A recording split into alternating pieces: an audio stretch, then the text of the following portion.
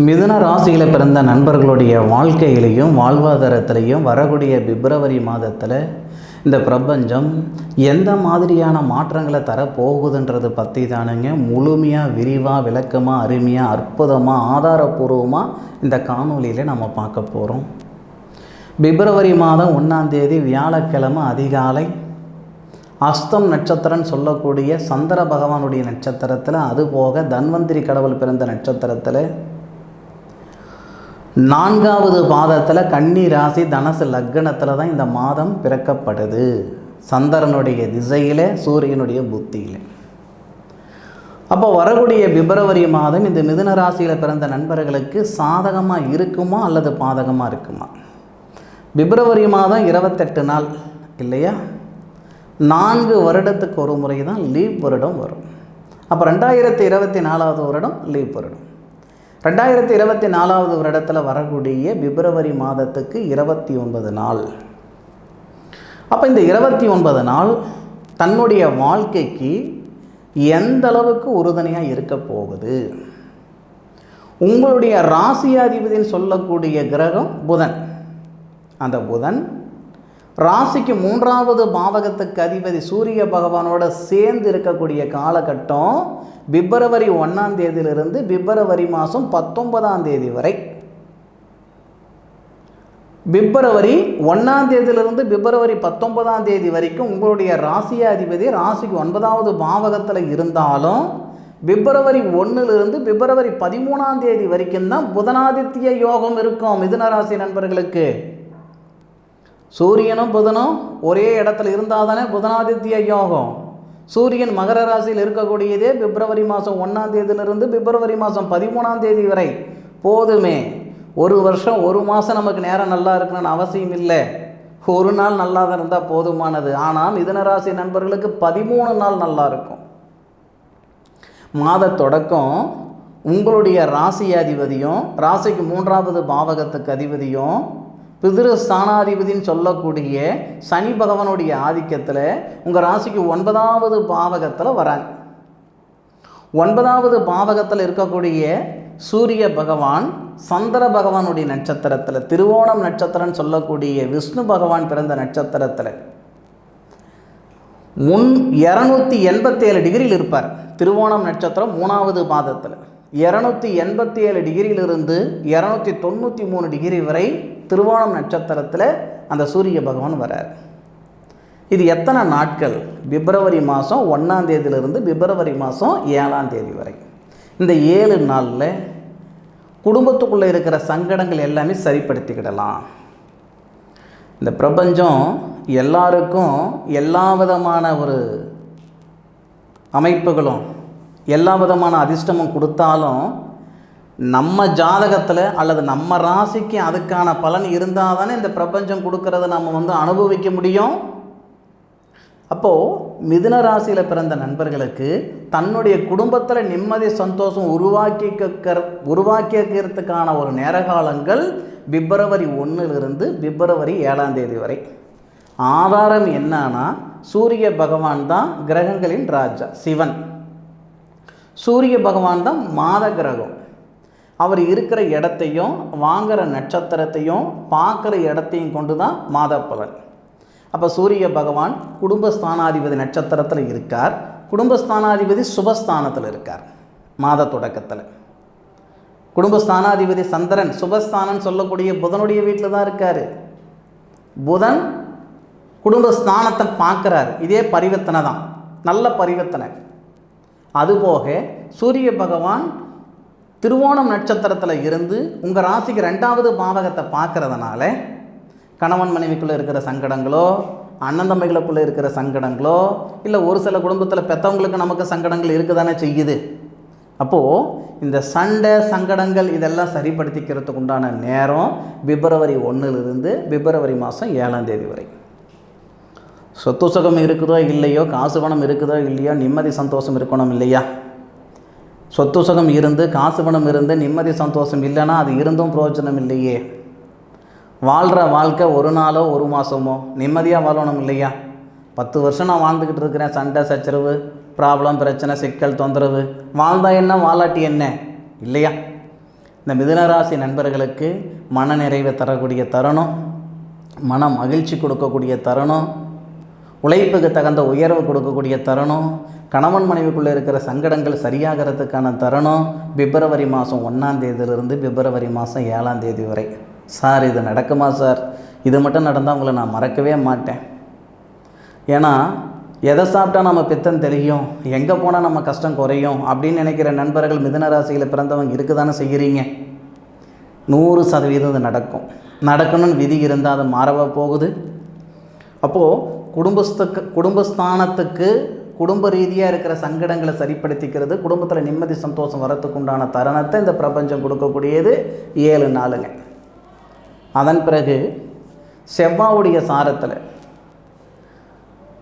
திருவோணம் நட்சத்திரத்துக்கு அடுத்தது செவ்வாவுடைய நட்சத்திரமான அவிட்ட நட்சத்திரம் தானே வரணும். அப்போது அவிட்டம் நட்சத்திரத்தில் சூரிய பகவான் வராரு. அப்போ நம்ம அங்கேயே நமக்கு சூரிய மங்கள யோகமாக வருது.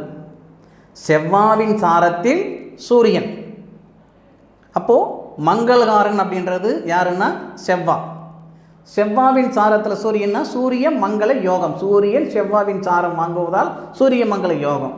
ஆனால் நம்ம பிராத்தம், நம்ம அதிர்ஷ்டம் 5ஆம் தேதியே செவ்வாவும் 11வது பாவகத்துக்கு அதிபதினு சொல்லக்கூடிய லாபஸ்தானாதிபதி தான் மிதுனராசி நண்பர்களுக்கு செவ்வா. அந்த செவ்வா பிப்ரவரி 5ஆம் தேதி சூரியனுடன் சேர்றார். பிப்ரவரி 5ஆம் தேதி சூரியனுடன் சேர்றது மட்டும் இல்லாமல் சூரிய பகவானுடைய நட்சத்திரத்தில் இருக்கிறார். உத்திராடம் நட்சத்திரம் 2வது பாதத்தில் இருப்பார், 270 டிகிரியில் இருப்பார். ஆனால் இந்த சூரியன் 293 டிகிரிக்கு வரும் பொழுது அவிட்டம் நட்சத்திரத்தில் வரார். திருவோணம் நட்சத்திரத்திலேருந்து விடுதலை ஆகிட்டு அவிட்டம் நட்சத்திரத்தில் தொடங்குறார். திருவோண நட்சத்திரம் பூர்த்தி, அவிட்ட நட்சத்திரம் தொடக்கம். அவிட்ட நட்சத்திரம் செவ்வாவுடைய நட்சத்திரம். என்ன தேதியில்? 7ஆம் தேதி. அதே 7ஆம் தேதியில் செவ்வா சூரியனுடைய நட்சத்திரத்தில் இருப்பார். அப்போ சூரியனும் செவ்வாவும் நட்சத்திர பரிவர்த்தனை, சூரிய மங்கள யோகம். உங்கள் ராசிக்கு 8வது பாவகத்தில் இருக்காங்க இவங்க 2 பேருமே. செவ்வா 6வது பாவகத்துக்கு அதிபதி இல்லையா? 6வது பாவகத்துக்கு அதிபதி 8வது பாவகத்தில் சூரியனுடன் சேர்ந்து உச்சம் பெற்று உங்கள் ராசிக்கு 2வது பாவகத்தை பார்க்குறார். சூரியனுடைய பார்வைப்படுது, செவ்வாவுடைய பார்வைப்படுது. திடீர் அதிர்ஷ்டம் பிறக்கும். வராத பணம் வந்து சேரும், மன அழுத்தம் குறையும், வேலை வாய்ப்பு இல்லாத நண்பர்களுக்கு வேலை வாய்ப்பு ஏற்படுத்தும். வேலை வாய்ப்பில் சங்கடங்கள் இருக்குதுன்னா அந்த சங்கடங்களெல்லாம் சந்தோஷமாக மாறும். பணப்பிரச்சனை, கடன் பிரச்சனை கழுத்து பிடிக்கிற அளவுக்கு இருந்துக்கிட்டு இருக்குது. இருக்கலாமா, இருக்க வேண்டாமா, ஏதாவது செஞ்சுக்கலாமான்ற மனநிலையில் நான் இருந்துக்கிட்டு இருக்கிறேன்னு சங்கடப்பட்டுட்டு இருக்கிற மிதுனராசி நண்பர்களுக்கு தங்கமான நேரமாக இந்த நேரம் வரும், தரமான நேரமாக இந்த நேரம் வரும். எத்தனை நாட்கள் அப்படின்னு கேட்டிங்கன்னா பிப்ரவரி மாதம் 7ஆம் தேதியிலிருந்து பிப்ரவரி மாதம் 21ஆம் தேதி வரை சூரிய பகவான் செவ்வாவுடைய சாரத்தில் இருக்கிற வரைக்கும் உங்களுக்கு சிறப்பியா. அவிட்டம் நட்சத்திரம் அப்படின்னு சொல்லக்கூடிய வசுக்கள் பிறந்த நட்சத்திரத்தில் சூரிய பகவான் இருக்கிற வரைக்கும் பிப்ரவரி மாதம் 7ஆம் தேதியிலிருந்து பிப்ரவரி மாதம் 21ஆம் தேதி வரை 293 டிகிரியிலிருந்து 307 டிகிரி வரை சூரிய பகவான் வரக்கூடிய தருணம் மிதுனராசி நண்பர்களுக்கு சூப்பராக இருக்கும். வெளிநாடு தொடர்புள்ள வேலைகள் செய்கிறதுக்கான வாய்ப்புகள், வெளிநாடு சார்ந்த வேலைகள் செய்கிறதுக்கான வாய்ப்புகள், இல்லை வெளிநாடு போகிறதுக்கான வாய்ப்புகள். என்ன சார் எல்லாமே இப்படியே சொல்கிறீங்க அப்படின்னா, ஏன்னா அந்த தருணத்தில் இந்த புதன் அப்படின்றவர் உங்கள் ராசிக்கு 8வது பாவகத்தில் தான் இருப்பார். ஆனாலும் செவ்வாவுடன் சேர்ந்து 8வது பாவகத்தில் மறைஞ்சிருந்தாலும் உங்களுடைய ராசிக்கு 2வது பாவகத்தை புதன் பார்க்குறாரு.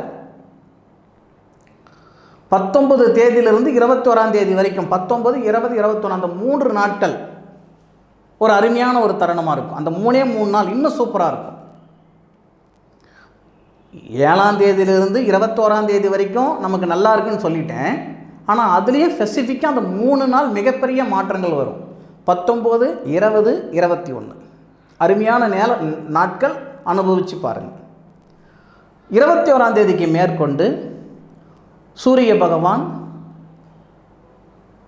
ராகு பகவானுடைய நட்சத்திரமான சதய நட்சத்திரம் யமனேஸ்வரர் பிறந்த நட்சத்திரத்தில் உங்கள் ராசிக்கு 9வது பாவகத்துக்கு போகிறாங்க. 9வது பாவகத்திலிருந்து உங்கள் ராசிக்கு 3வது பாவகத்தை பார்ப்பார் சூரிய பகவான். சூரிய பகவானுக்கு நட்சத்திரம் கொடுத்தவர் 10வது பாவகத்தில் இருக்கிறார். இந்த ராகுக்கும் கேதுவுக்கும் ஜோதிட நூலில் ஒரு சில ஜோதிட நூலில் பார்த்திங்கன்னா கோள்களின் கோலாட்டம், ஜோதிட அலங்காரம், ஒரு சில ஜோதிட நூலில் ராகுக்கும் கேதுவுக்கும் 3வது பார்வை இருக்குது, 10வது பார்வையும் 11வது பார்வையும் இருக்குது அப்படின்ட்டு ஒரு சில ஜோதிட நூலில் இருக்குது.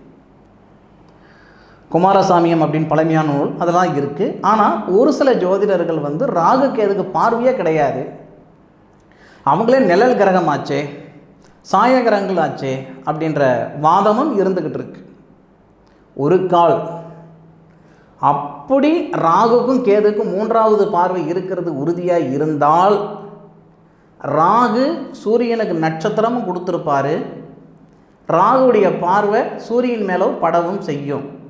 சார் ராகுக்கும் சூரியனுக்கும் ஆப்போசிட்டாச்சே, அவர் நட்சத்திரத்தை எப்படி சார் நல்லது பண்ணிடுவார்? சூரியன் 11வது உங்கள் ராசிக்கு 9வது பாவகத்தில் இருப்பார்ன்றது ஒரு புறம் இருந்தாலும் குரு தொழில் ஸ்தானாதிபதினு சொல்லக்கூடிய குரு பகவானுடைய நட்சத்திரத்தில் ரேவதி நட்சத்திரம்னு சொல்லக்கூடிய உங்கள் ராசியாதிபதி நட்சத்திரத்தில் இருக்கிறார். அப்போ அந்த தருணம் நமக்கு நல்லது செஞ்சு தான் ஆகணும். அப்போது நம்ம முன்னேற்றத்துக்கு முட்டுக்கட்டையாக இருந்த செயல்கள் விலகும். பிப்ரவரி 21 பிப்ரவரி மாதம் 29 வரைக்கும் ஒரு வேலை செய்யும் போது செய்யலாமா வேண்டாமா, சரி வருமா சரி வராதா, நம்மளால் முடியுமா முடியாதான்னு 2 மனசாக இருக்கும் பாருங்க. அந்த 2 மனசால் ஒரு மனசாகிடும், நம்மளால் முடியும். ஆனால் அந்த மடம் போனால் சொந்த மடம் போடா அப்படின்ட்டு செஞ்சுட்டு போயிட்டே இருந்துருவீங்க ஒரு வேலைக்கு. கான்ஃபரண்ட் அப்படின்றது அந்த 8 நாளில் வரக்கூடிய ஒரு கான்ஃபரண்ட்டு இப்போ கூட இருக்காது. அந்த பிப்ரவரி மாதம் 21 பிப்ரவரி மாதம் 29 வரை உங்களுடைய மனநிலை எப்படி இருக்குதுன்னு அனுபவித்து சொல்லுங்கள். எதுவாக இருந்தாலும் பார்த்துக்கலாம், யாராக இருந்தாலும் பார்த்துக்கலான்ற அளவுக்கு அந்த மனதகரியம் அவ்வளோ மனதகரியம் வரும், அவ்வளோ கான்ஃபிடென்ட் வருங்க. துணிஞ்சு செய்யுங்க, அந்த தருணம் உங்களுக்கு நல்லாவே இருக்கும். இந்த மாதிரி மிதுனராசி நண்பர்களுக்கு சூரிய பகவான் போகக்கூடிய இனமும் அவர் வாங்கக்கூடிய சாரம் தந்தவங்களும் இது எல்லாமே ரொம்ப சிறப்பாக இருக்கும் வர பிப்ரவரி மாதம். அதுபோக பிப்ரவரி மாதம் 28 நாட்கள் கிடையாது, 29 நாட்கள். இந்த அற்புதமான ஒரு தருணத்தில், அற்புதமான ஒரு மாதத்தில் மிதுன ராசியில் பிறந்த நண்பர்களுடைய வாழ்க்கையில் மிகப்பெரிய திருப்பு முனை வரும்ன்றதில் எந்த விதமான ஒரு மாற்று கருத்தும் கிடையாது. அனுபவித்து சொல்லுங்கள், ஆராய்ஞ்சு நான் சொல்லியிருக்கேன். இது மட்டுமே ஜோதிடம் இல்லைங்க. உங்களுடைய சுய ஜாதகத்தில் கிரக அமைப்புகள் எப்படி இருக்குது, என்ன திசை நடக்குது, என்ன புத்தி நடக்குது, திசைநாதர் யார், புத்திநாதர் யார், தொழில் ஸ்தானாதிபதி எங்கே இருக்கிறாரு, திருமண ஸ்தானாதிபதி எங்கே இருக்கிறார், இப்படின்ற விவரங்கள் முழுமையாக உங்களுடைய ஜோதிடர்கிட்ட உங்களுடைய சுய ஜாதகம் பாருங்கள். என்னுடைய காணொலியை முழுமையாக பார்த்ததுக்கு மனசிலிருந்து மனமார்ந்த நன்றிகளை சொல்லிக்கிட்டு மீண்டும் அடுத்த ஒரு அற்புதமான தருணத்தில் உங்கள் அனைவரையும் சந்திக்கும் வரை உங்களிடமிருந்து விடைபெறுவது உங்கள் வீட்டு ஜோதிட நண்பனான மா காளிதாஸ் மணிகண்டன். திருச்சிற்றம்பலம். வாழ்க வையகம், வாழ்க வளமுடன்.